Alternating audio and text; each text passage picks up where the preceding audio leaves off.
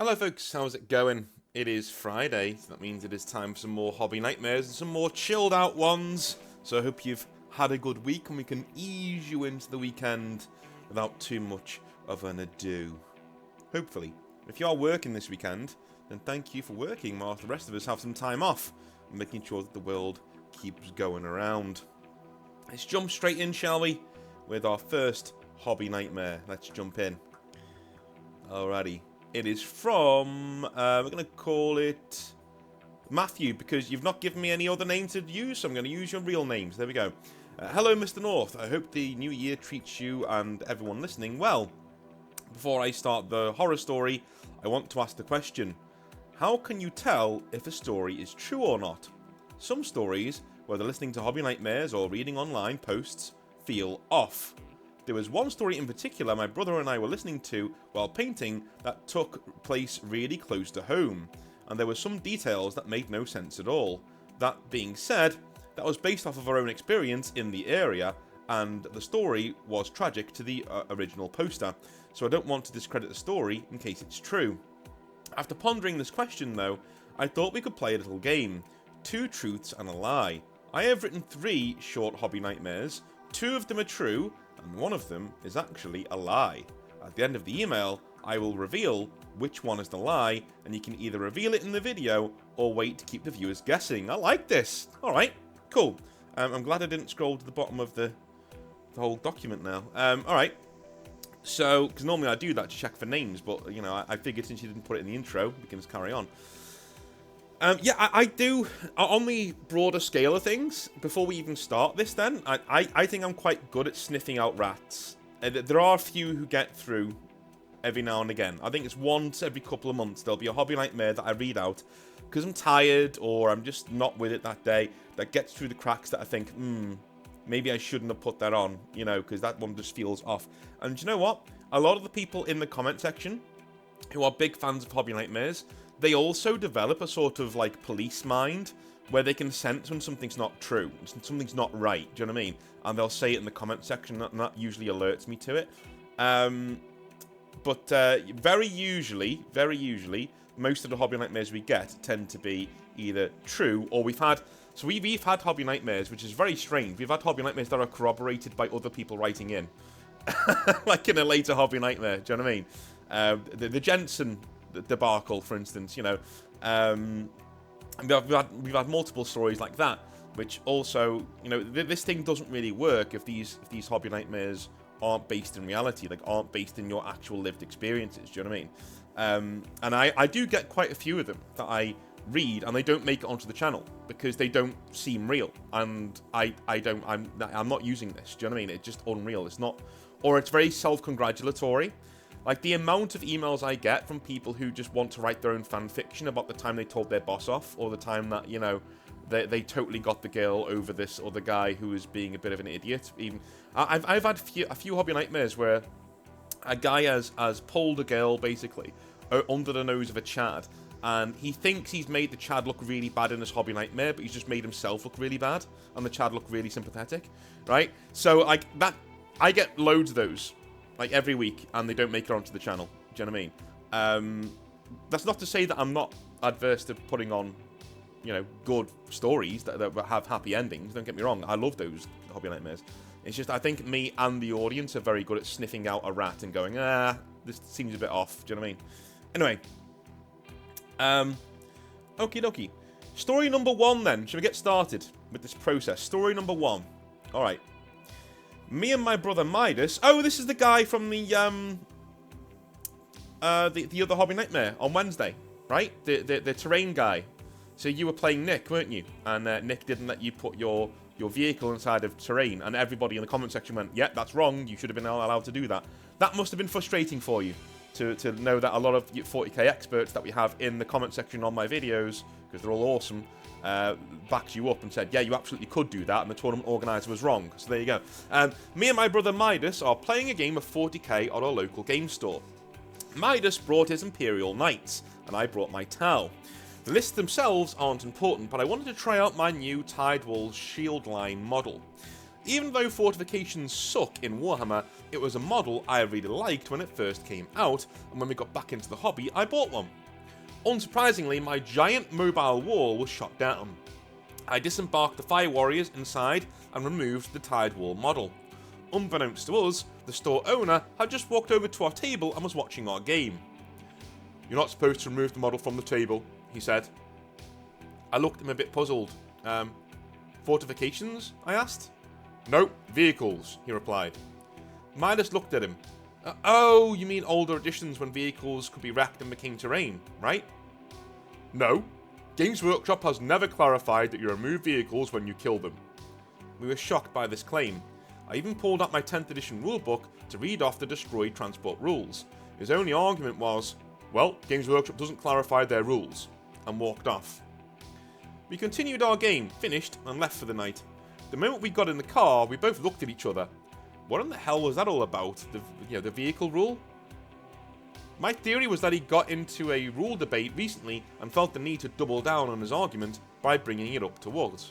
End of story 1. I think that's true. Maybe I should read all of these out before I give my opinion, but I think that's true. But moving on. Story number 2. I recently started getting into Imperial Guard. Originally, they were going to be a part of my Genestealer cult army, but after listening to some lore videos online, I wanted to make them separate from my Genestealers. I'd still use them together, and in my personal lore, they are intertwined with each other, but I wanted to paint them differently. With this in mind, I looked through our pile of paint bottles, and surprisingly, we had no skin tones. The closest thing we had was an old, dried out Citadel pot. So I went to the game store, specifically to get some skin tones. I browsed through their paint rack for a while. The employee came over and asked if I needed any help. I said, yes, actually, I'm looking for some skin tone paints. I'd like to have a wide range of ethnicities for my guardsmen. He said, yeah, we have some different skin tone paints. And while we looked at the skin colours, the darkest one wasn't really that dark. Oh, that's not dark now, is it? I say. We browsed through the rack looking at some more of the browns. And that's when it happened. Somebody walked past us and said, "It's pretty wrong that they do that." We looked back and saw a man shaking his head. "Skin tone isn't a colour, that's racist." As an art graduate, this isn't the first time I've heard this argument. I looked at him and said, "Well, I think it's helpful to have labels on the painted bottles." He looked at me like I just insulted his religion. He asked me why I thought that was right. I simply said, "I'm kind of colourblind, I guess." He raised a finger at me, opened his mouth, but couldn't find any words to say. I think I broke him. After a moment of silence, I said, "Listen, it's not the first time I painted someone green on accident."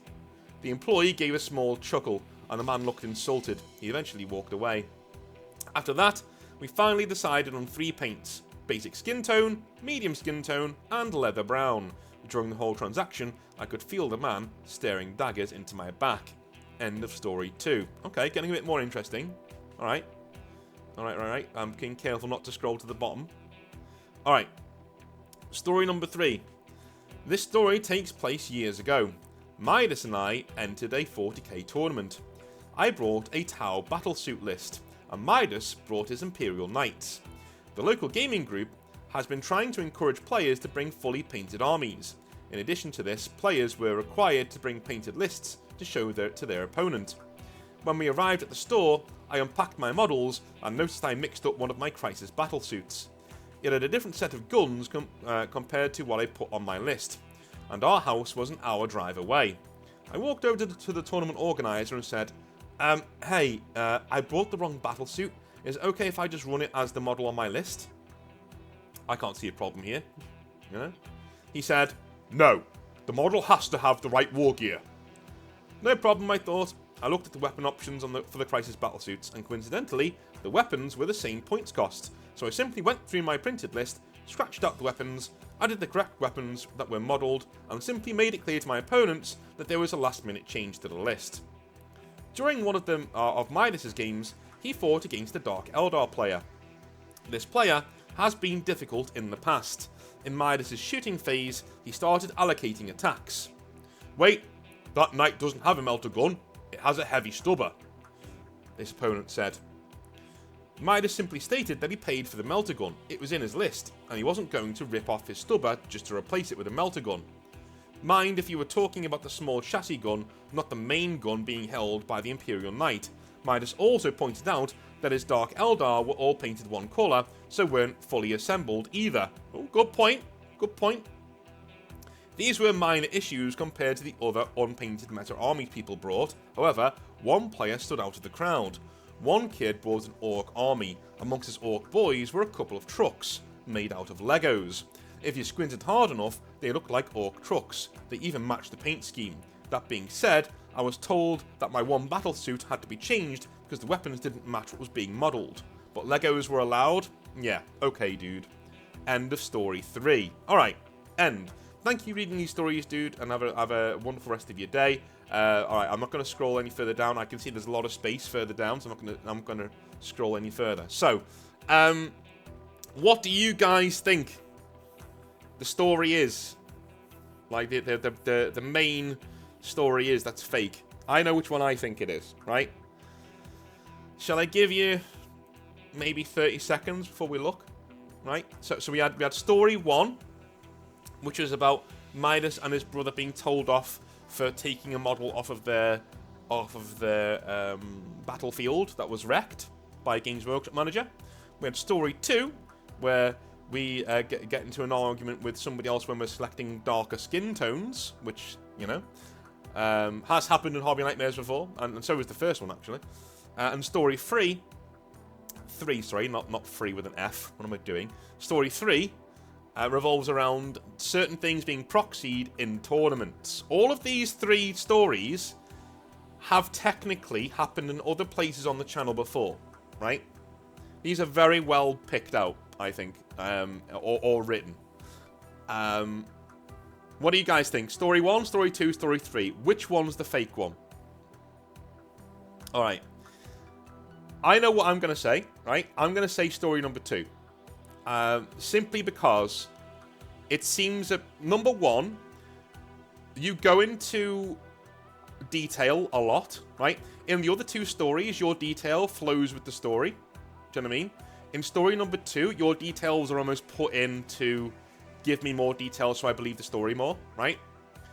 This is just something I've learned from reading hundreds, thousands of Hobby Nightmares, so this is where we are. And also the, shall I say, the content, right? Now, these things do happen in stores. Don't get me wrong, they do. Like, you do get unhinged people like this. You know, I've come across them myself. But they're very, very rare, right? And you don't really go into detail about what this guy looks like, and you would think if he said something that's so out there, you would remember what he looked like, what he smelt like, right? It would be stuck in your mind, this thing, and you don't seem to know any details about him apart from what he said to you. It doesn't add up. Like, when you add these things together, it starts to fall apart under its own weight. Again, and also, at the end of that one Hobby Nightmare, you got a bit self-congratulatory. So it was like, oh, you know, the staff laughed at my joke, you know. Now, that's not always a disclaimer of a fake story, far from it. But it is a warning sign if the rest of the story was a bit odd. It's a warning sign if somebody goes, and then everybody clapped, sort of an ending. Do you know what I mean? So those are my 3 reasons why I think story number 2 is the fake one. We'll see if I know what I'm talking about. What are you guys? Did you guys disagree with me? What do you guys? Is it story number 1, story number 2, or story number 3? Let's scroll down to the bottom of the email. Scroll. Fucking hell. There we go. Story 2 is the lie. There we go. Story 2 is the lie. So story 2 was indeed the untrue one, and I'm vindicated in my I'm vindicated in my thoughts there. Like, the other 2 just seem too feasible. Like, story number 1 and story number 3, they're too feasible, man. These 2 stories have literally happened to me. Do you know what I mean? Like, everybody's had a proxy argument in the hobby, and everybody's pretty much had an overbearing manager who gives you store rules and says, this is how we play the game here, right? Story number 2 is way out there compared to the other 2. Stands out like a sore thumb. Also, like, you've done really well to try and mask the fact that it's fake, but it's also, like, just by reading it, I can tell it's fake, which is good, which means that, you know, most Hobby Nightmares that come on the channel are obviously going through my filter, and I'm filtering out the ones that shouldn't make it on, which is good. Good stuff. Did you guys get it right? Let me know in the comment section down below if you got it right. That was really cool. Thank you, man. Thank you, Matthew. That was awesome. Let's jump over to our next Hobby Nightmare from William, or Will. He says, feel free to use my real name, William, or Will, if you prefer. Thank you, mate. Hello, North. I have a new Hobby Nightmare that I think you'll find very interesting and probably rather infuriating. I certainly did. I also have an update following my previous Hobby Nightmare submission that you read on your channel back in 2023. Oh, awesome. I'll start with the update.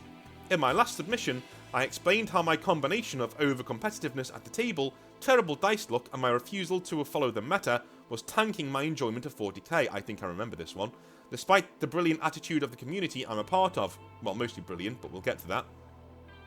I asked for advice on how to deal with this, and I'm very thankful to say that you and the comment section delivered in spades. I found that just getting it off my chest really helped improve my overall attitude, and coming up with my own smaller objectives was a very effective technique as well. Yeah, I need to cover that in more detail. I think I'm going to do an entire video on that, because it really has helped me as well. Whenever I'm designing an army, I really... Guys, where are we in the video? Can I swear yet? Yeah, I fucking hate losing. I fucking hate it. I hate losing, right? But the way I've managed to get around it is I've created a Space Marine chapter whose modus operandi is to take down a single target on the battlefield, right? They look for a guy, they take him down, and off they go, right? And that's it. That's all they were there to do. I'm creating an Age of Sigmar army, which is basically the Dogs of War. So it's a destruction list it's a destruction soup list, but it actually has human barbarians in it too, right? Because the actual warlord of the army is a human lord on a really cool reptilian mount, and he's been so good at fighting that orcs have just started following him, and he's created his own war by accident, because just orcs keep following the guy who keeps winning fights, right? And the orcs are getting better and bigger, and the ogres start following him because he keeps feeding them. He's like, well, you know. And so he forms his own mercenary company out of these orcs and ogres and human barbarians that he's got following him. It's an all close combat army, all using the Auric War Clans rules, and it's just awesome, right? But I hate losing, so I created the ogre tallyman called Gary.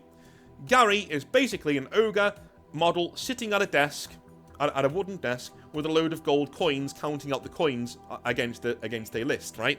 And I bring this to every single Age of Sigmar battle that I play.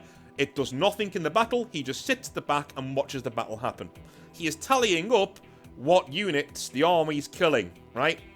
And at the start of the battle, if the opponent agrees, I will select 1 or 2 units from his army and say, as long as I kill those, I've fulfilled my contract with my employer, or as long as I take this objective, I fulfilled my contract with my employer, and I can safely exfiltrate from the battlefield. Now, obviously, I will play to win the game, but as long as I do those sub-objectives that are just for me, in my opinion, my mind, we've had a successful battle. We've won our inner game, right?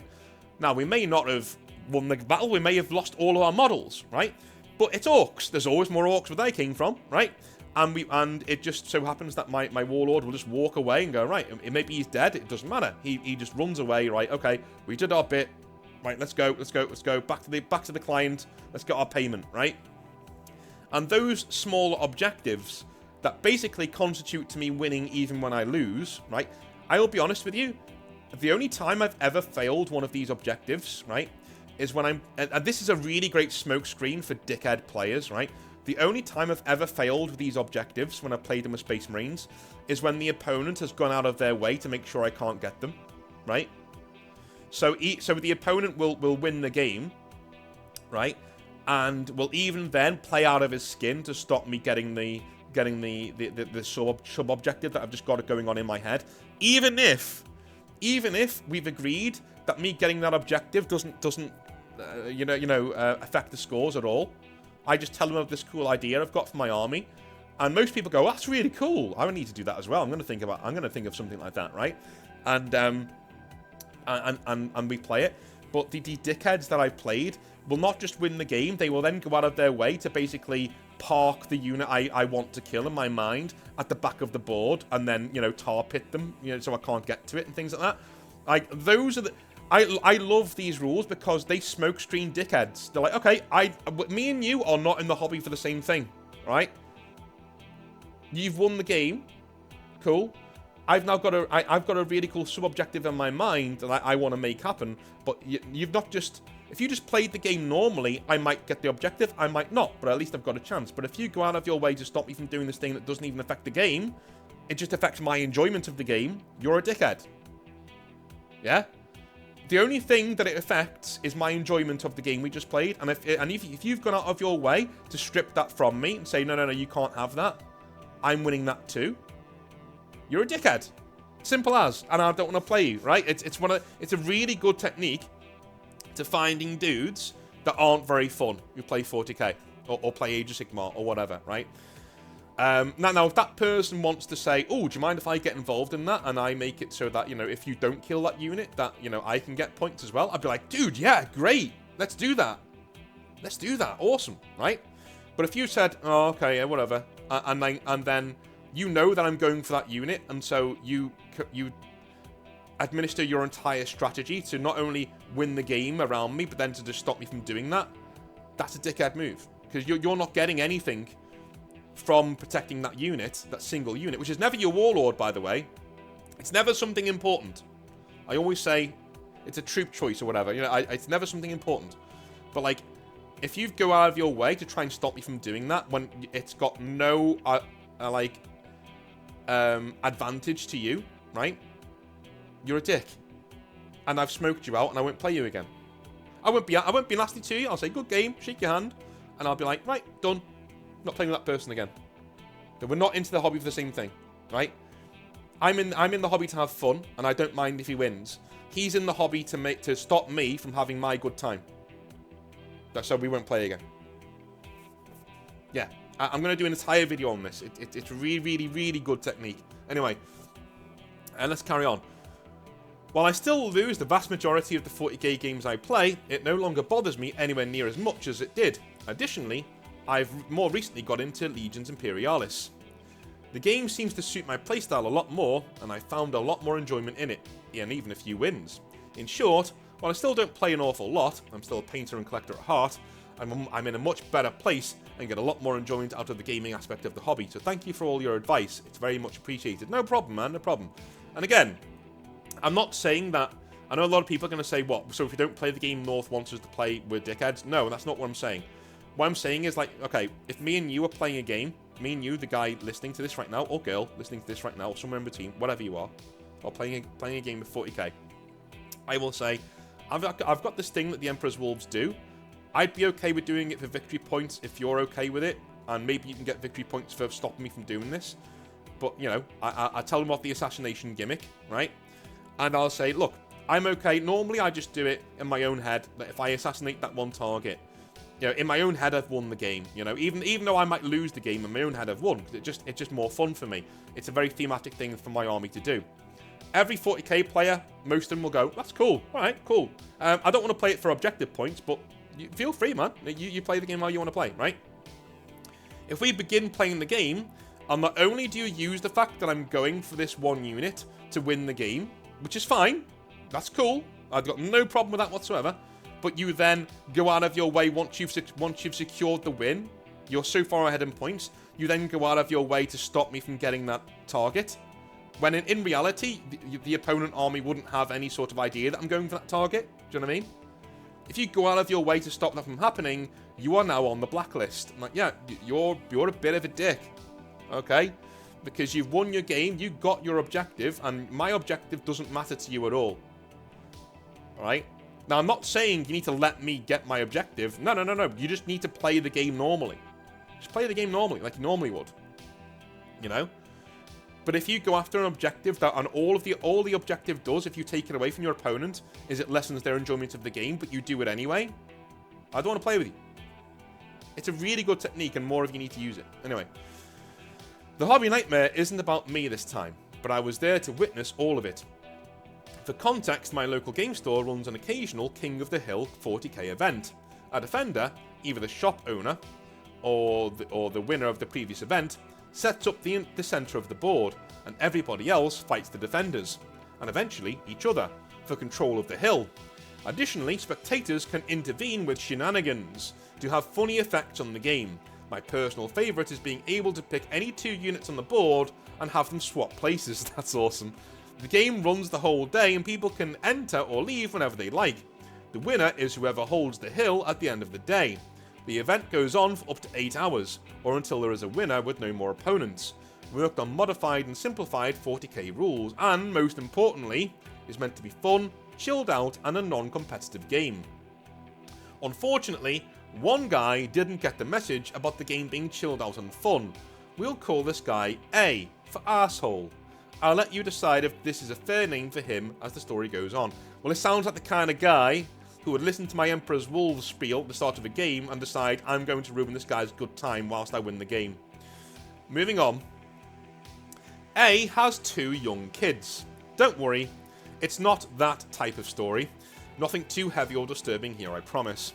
During one of these events, A wanted to participate in the game from the start but wasn't able to get childcare that day and ended up having to bring his kids to the game. That's fair enough. Sometimes things don't work out quite as planned and the local game store does do regular young person events, so it's a perfectly safe space for them to be so long as the accompanying parent is keeping an eye on them. Indeed, another player was in the exact same position that day and he and his kids had 0 issues, although admittedly they stayed for less than an hour. You can't have kids in a store for 8 hours. Sorry. Like, my daughter would be, like, chewing the walls. Like, 8 hours. No, man, come on. A has many of the traits of your stereotypical negative depiction of a 40k tournament player.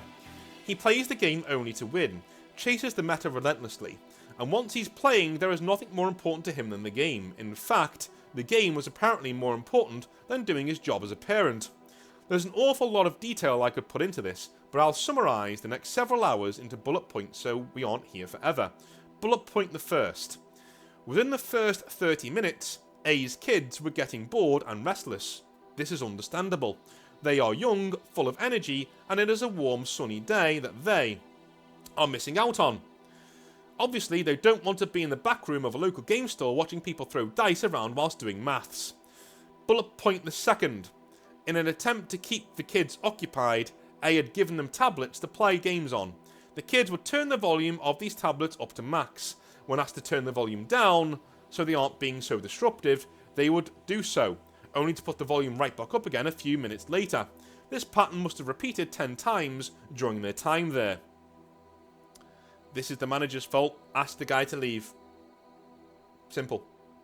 Like, mate, I'm really sorry, but if your kids can't behave, like, turn that down whilst people are trying to play, you need to leave. Sorry. You know? After a while, the game started to not hold their attention that much, so the kids started finding other ways to entertain themselves. This started by them asking if they could participate. A couple of people let them roll dice and tried to explain the game to them. Notably, their father, A, probably put the least effort into getting them involved in the game. However, the kids got bored of the game, and before long, they were chasing each other around the shop, running into things, and at one point, nearly running outside into the street. A was too focused on the game to actually notice any of this. Thankfully, one of the staff was able to intercept the kids and stop anything bad from happening. Dude, this is going to sound really controversial. As a Games Workshop manager, right? Or a hobby store manager, these aren't your kids. Okay? Whilst they are in the store, they are absolutely your responsibility. Unfortunately, right? This is your premises. They are there. You need to make sure people are okay. If this child wants to run out of the store, I'm not stopping him. Do you know why? It could be framed as kidnapping. I'm not joking. I'm not joking. We were trained this is something we were trained at Games Workshop. You cannot stop somebody, especially a child, from leaving your store. If they want to run out into the street, that's no longer your problem. Sorry. If their parent isn't being a parent, that's not your issue. You have a store to run. Like when they're in the store, absolutely keep them safe. If you see behavior that isn't good, that is kind of creepy or weird, alert the police, safeguard the child, absolutely. Brilliant, yes. Right? If you've called the police and they advise you to keep the child there, do that. Then you can keep the child there, right? Then your ass is covered. But if a child wants to run out of your store into the street, you let them run out of your store into the street. That's what you do. Right? You are not their parent, and it is not your responsibility. I'd be like, well, that's one problem solved. And I'd go and tell the father. Like, mate, your kids are outside. You may want to go and sort that out. And whilst you're there, I'll pack your army up for you, because clearly you have other things going on, and that's fine. Right? Absolutely fine. But you can't play this game right now. Your kids need looking after, dude. Alright? So I'm going to pack up your models whilst you're gone. That's what I would have done here. Just go, no, sorry. Nah. You know, your kids aren't my responsibility when they're outside the store. So you need to go and sort it out. Done. Problem solved. Anyway, when running around, they were shouting and screaming in the way that kids of their age tend to do when they play outside. Being indoors, however, this was extremely loud and disruptive. They also ran into and knocked over a couple of things. I'm fairly certain they knocked the game table and caused a couple of my own models to topple over. However, I had gone to get a drink at that point and wasn't in the room when it happened, so I can't confirm that. Thankfully, there wasn't any damage. Again, that also would get you kicked out of any store I was running. But nah, mate, take your kids and leave, please. Sorry. Not today. You know, it's too busy. We can't be doing this. I want to make it completely clear that I do not blame the kids for their behaviour at all. Of course not. As I said, they were young and can't be expected to fully regulate their emotions or energy at that age. They were being expected to sit around for hours in the middle of the day, something which kids are notoriously bad at doing. Instead of being taken somewhere where they can burn off that energy safely, like a park or something, no wonder they acted out. That is a parenting hack 101, right? If you just suffer for 2 hours, take your kid to a play centre, take your kid to a park, suffer for 2 hours, make them run around, go mental, right? And at 3 o'clock's normally the sweet spot. Get them there for 3 o'clock, make them go mental for 2 or 3 hours, get them back home 5:30, 6 o'clock. They have their dinner. They play some video games, they're ready for bed. They're done, right? Literal parenting hack 101. Anyway. I do, however, 100% blame A.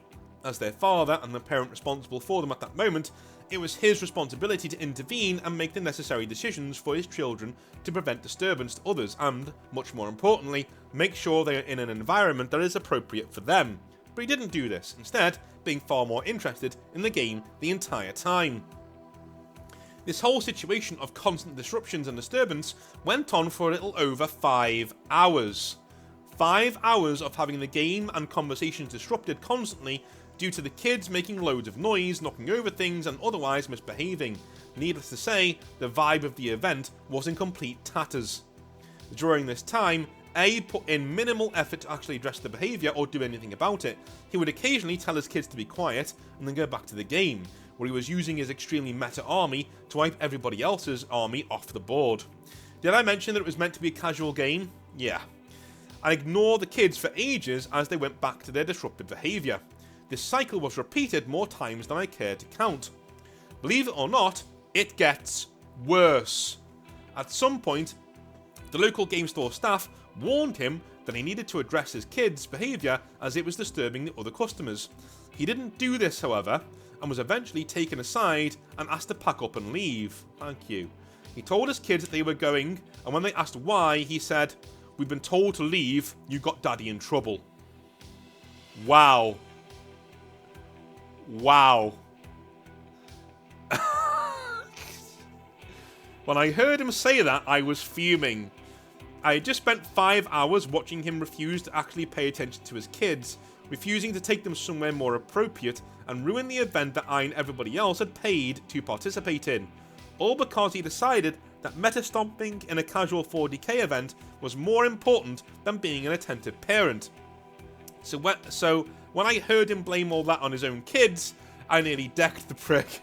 Looking back, I'm very glad I was talked out of it by my mates. But because those kids shouldn't have to witness their own dad get into a fight, especially not when they're so young. However, thinking about that day still pisses me off. Maybe I'm just lucky to have exceptionally good parents, but honestly, I can't imagine being a parent and being that oblivious or uninterested in my own flesh and blood. Thankfully, A and I haven't crossed paths since, and he hasn't attended any King of the Hill events. Hopefully it stays this way, or he has at least learned his lessons since then. Thank you so much for reading this, and I apologise for the long story. Keep up the good work. All the best, William. Dude, that was brilliant. Wonderful stuff. Wonderful stuff. You didn't have good parents. I mean, you probably did have good parents, but you didn't have exceptionally good parents, mate. You had parents. Normal parents. Awesome. Anyway, I hope you all had a wonderful Hobby Nightmares. I will speak to you on Sunday. I'm waiting on 2 more people to send in their legions for the 11th Legion read-through. If we get those before Sunday, we'll do it this Sunday. If not, we will do it the following Sunday, and we will do a Baylor Core play this Sunday. Or we might even do a live stream of the Carl Franz playthrough on Warhammer 3 Total War, and then upload that to YouTube a little bit later on. Wouldn't that be cool? Wouldn't that be cool? Anyway, love you all a long time. I'll speak to you very, very soon. Have a wonderful rest of your day and start to your weekend. I'll see you on Sunday. Have a good one. Bye now.